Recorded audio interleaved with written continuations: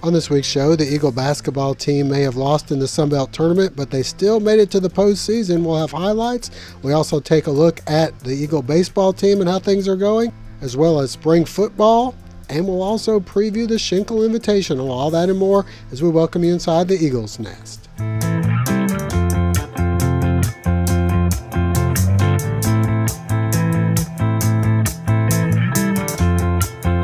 Welcome inside the Eagle's Nest. I'm your host, Josh Aubrey, being joined by Mike Anthony, sports editor and Georgia Southern beat writer for the Statesboro Herald.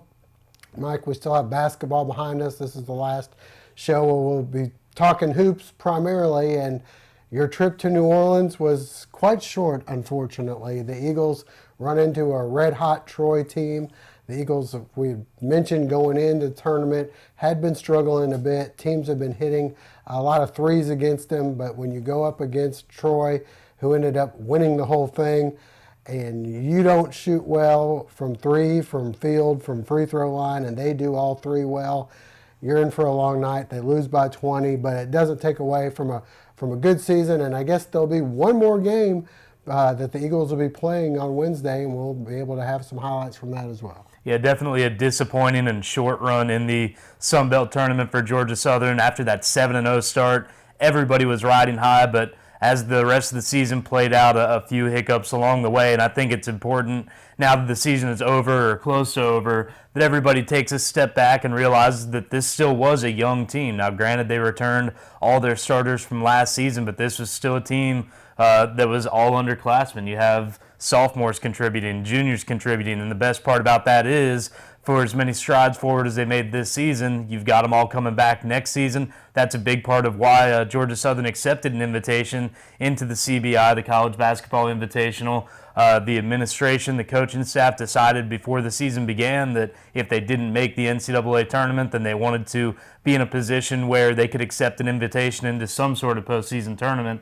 And I think that that's what this is all about, is expecting to be a little bit better next year, hopefully getting to the big tournament next year and having those guys all have some tournament experience. All right, well, no highlights from the Sun Belt tournament, but we do have some highlights from their CBI appearance against Utah Valley State. Georgia Southern hosting Utah Valley in the postseason for the first time since 2006. The visitors out to early lead. Zach Nelson with the bucket. Monte Glenn with some moves for two on the other end. Jordan Proidus for three. Ike Smith gets the tough bucket to go off the glass for the Eagles.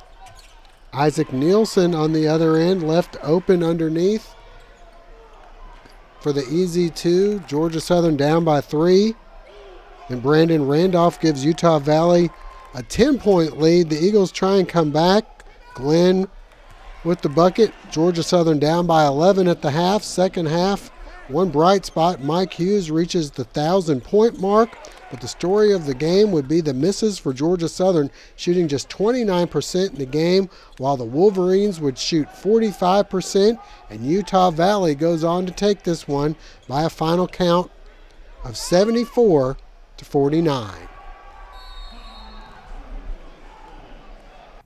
Well, Mike, as for the Georgia Southern baseball team, coming off winning 2 of 3 on the road at Elon, where they had to try to get the games in before the snow came, they were able to take 2 of 3. This weekend they open up Sun Belt play at home against South Alabama. Yeah, it'll be very important for the Eagles to set the tone early in conference play. A ton of games out there to be played in the Sun Belt, but South Alabama team that figures to be one of the stronger ones. They have the divisions this year. It seems to be pretty clear-cut. You've got defending champion Coastal Carolina, South Alabama, Georgia Southern, all kind of favored in their division. So to be able to go out there, get a couple of wins, get a leg up on one of the teams favored to compete for that division title, it would be a very nice start for Georgia Southern. All right, we got basketball, we got baseball, we have football as well. The Georgia Southern Eagles have begun spring practice, and of course there's a lot of eyes kind of looking on the offensive side. Not that there's not usually that, but now with Brian Cook, the offense going in, question marks surround, especially at quarterback. Your thoughts on where the Eagles are at spring practice at this moment? Well, it's too early to say that anything has definitely changed or will definitely be better or different, but it's always nice to see football back out on the field. I think that probably the biggest takeaway through the first couple of practices is just the morale, the motivation. You know, there were a lot of heads hanging at the end of last season, a good way to end with a win over Troy, but the Eagles far from where they wanted to be. It seems like a couple of weight room sessions, a long winter has eased some of that pain. So everybody right back in the game, moving fast. And as far as the offense goes, I think it goes as far as you mentioned, questions at quarterback. Very different styles from the guys who are in camp. You've got freshmen, some transfers coming also. All of them have a little bit different style of game. So I think it's just going to take until we get through the summer, probably into fall practice. When the Eagles decide who that quarterback's going to be, we'll have a better idea of what exactly that offense is going to look like. All right, and we had a chance to talk with both head coach Tyson Summers and offensive coordinator Brian Cook about what they were looking to get out of the spring, and particularly out of the offense this spring. Anytime you come back at the end of each year, but obviously there has been some turnover and has been some change. I think that there is certainly a renewed energy. I would certainly say that. I don't know that I would say it was the first spring, but I certainly do think that there are things that we'll do differently, things that I feel like are going to be different, that are going to be in our best interest, and some things as we move forward are going to be the best thing for our football team. I certainly do think on offense, yes, I do think we'll wind up, and Coach Cook will be able to get into it a little bit more for you from the way we look. I mean, I think that the philosophy will be very similar. Those things aren't necessarily changing, but certainly, how we teach and how we're going about it and what we're trying to do, I think that is. And I think that goes for our football team, certainly goes for our offense. And Coach Zoe and I, work very close together and have been for a long time. But our focus, everything we've got is about being able to make sure that, again, same things we mentioned earlier, which is fundamentals, which is making sure we understand our scheme on defense, and then how hard can we play. Really looking forward to getting on the field with these guys. As a staff, we've made a lot of progress, and I think when you watch and hear what you have from what we have seen with the guys and their development over the last month, it's encouraging that now we get to work with them 2 or 3 times a week and go out on the field and try to perfect our craft. Coach, is quarterback the number one position you guys are looking at right now in the spring? Well, that's the first one I'll work with on Thursday, so for me it is. Now we've got a lot of decisions to make at a lot of positions. We've obviously that one's up for grabs, and we really don't have our eye set on any one guy in particular. We're going to let him compete, and there's a couple spots like that. I think out on the edge at receiver we're going to have a good competition, and at offensive line there's a couple spots there that are up for grabs. So I think at every spot, I don't think there's too many guys, especially heading into spring practice, where hey, he's locked and this is his spot and y'all are just playing for second.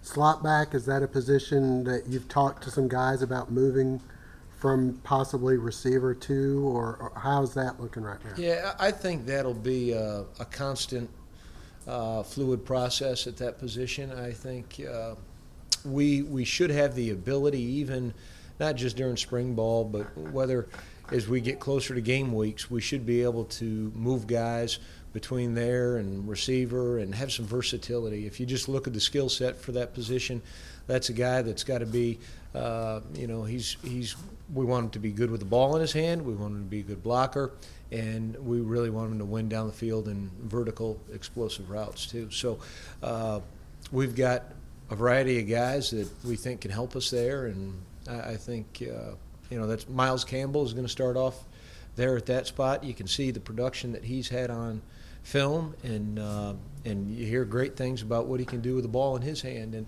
so we've got some other guys that are like that. We've got some guys that might be different, from a body type standpoint, but also fit that mold of what we might be looking for at that position. And the spring game will be April 1st at noon at Paulson Stadium. Well, wrapping things up, Mike, We also have some golf to talk. First off, congratulations to the Georgia Southern women on their first ever victory at a tournament. And as for the guys, they will be hosting the Shinkle this week. Great field, includes number 1 and number 2 in the nation, that being Vanderbilt and Florida, along with the rest of a tough field, and the Georgia Southern Eagles trying to make another impact here, and they're coming off a 6th place finish in a pretty good field themselves. Yeah, it couldn't work out any better for the Georgia Southern golf team. A little bit chilly early in the week. Us media members, our chance to play the course, not as nice as it's going to be this weekend, but always a banner event of the golf season.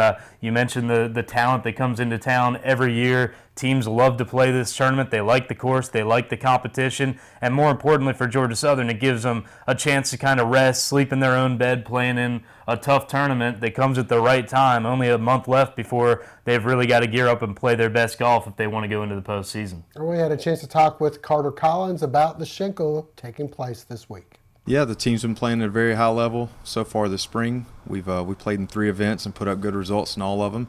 And the main thing for us is we've seen progression, we've seen progress every single week. So we're looking forward to continuing that progress at the Shinkle this week. Weather looks like it's going to be a little cool but sunny. I guess the conditions will be good. How's the course looking, and how do you feel like you guys' chances are going in? Course looks awesome. Greens look really good. They're smooth. They're going to be quick with these cold nights, limiting the growth of the greens in the morning. I think they're going to be real fast. But we're looking forward to playing in the tournament that has meant so much to this program and this community. And this is one of the funnest weeks of the year for us. And for us to do it in front of the home crowd just means that much more. The field is really good. I think we were able to get a really deep field this year. As far as our chances go, we're looking forward to cutting loose, having fun in a home event, and continuing our progress. And we feel like if we do that, we're going to have a chance to be successful. The Shinkle's a bear if you haven't played in it before, because there is a lot of community support, and there's people that you see throughout the year, but all of a sudden they ask you about the Shinkle a lot more this week. And the course seems to play a little different. The greens can be a little quicker than we're used to, although we still consider the course to be very, very, very similar. There are some things that you have to get adjusted to with playing the Shinkle, but even though we're a very young team, we do have some Shinkle experience. Jake and Archer have played in 2 Shinkles. Jonas has played in the Shinkle. Cody has played in the Shinkle. Crawford has played in the Shinkle. Stevens played in the Shinkle. So we've got some experience, but I think enough to kind of get used to the adjustments that you need to make, and I don't see any of that holding us back this week. I think we'll be fine.